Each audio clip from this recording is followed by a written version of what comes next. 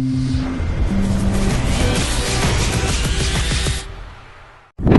behalf of all the people of the city of Cape Town, I came to welcome Bafana Bafana, our team. We are very proud of them. We know that when they play in Cape Town, they always win.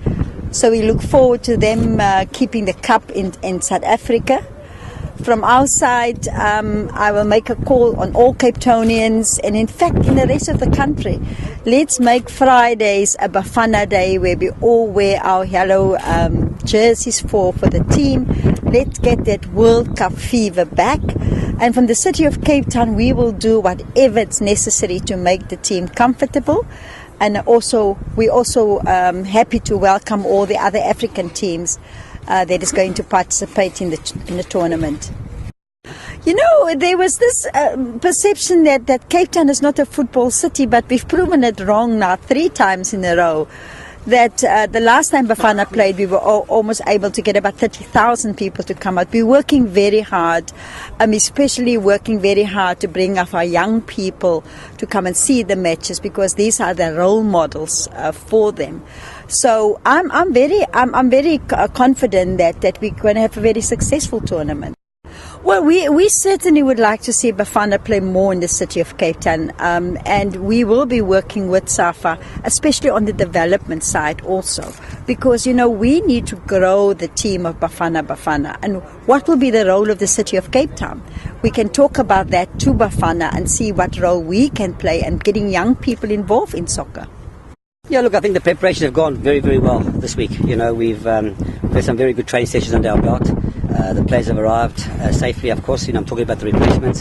And all systems go. The team will be ready by the time we play our match on Saturday. A couple of things to tweak up here and there. And the spirit in the camp is fantastic. As you probably saw yesterday when you were here, everybody's very motivated. Everybody wants to be in the starting 11, and that's very good for us. Well, you know, I've got a very competitive team now, and all the players want to play. You know, they all know that the competition is very fierce in the starting 11, and obviously it depends how I want to play. And you know, I'm still busy analysing the opposition tapes that I got last night and individual players, and it will all depend on the game plan that I decide on the day. Look, you know, I don't want to really talk about the negatives. You know, it hasn't been ideal, but we'll overcome that. We had a match against Milano, which I really used to integrate the new players to understand the system and the style of football that we play, and the exercise was very good. We played 4 halves of 30 minutes and many substitutions every 10 minutes or so to try and get all the players to play together. But as I say, we'll overcome the obstacles in our way and turn all the negatives into positives. I think if you guys remember when I announced the team, we spoke about exactly this, and I said there's a very strong chance of FIFA doing this. I knew there were negotiations going on between CAF and FIFA, and they wanted to get this tournament recognised as A matches, and we suspected it was going to happen, you know. And I'm very pleased that it has happened because, you know, the big picture, of course, you know, you need to do planning, and the planning that we've done is that we want to be in February in the top 8 in the Africa rankings, and we need to do that. We will be seeded for the draws, and I mean that's the secret of all these big countries all over the world, in actual fact, to make sure that they're seeded, so when they don't come up against each other, you know, and the route to the qualification is sometimes a bit easier.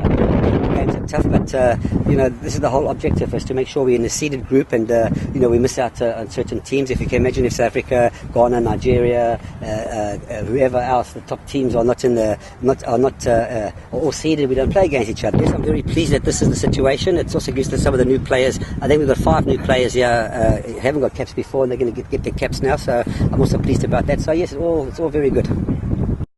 I think we need to realise it's not only South Africa that haven't got their overseas-based players, it's all the countries in this competition haven't got their overseas-based players. So the best of the local teams. I know Stephen Keshi has picked a very, very strong team. He wouldn't be here with a C team or under 20 team. He's coming with a very, very strong team.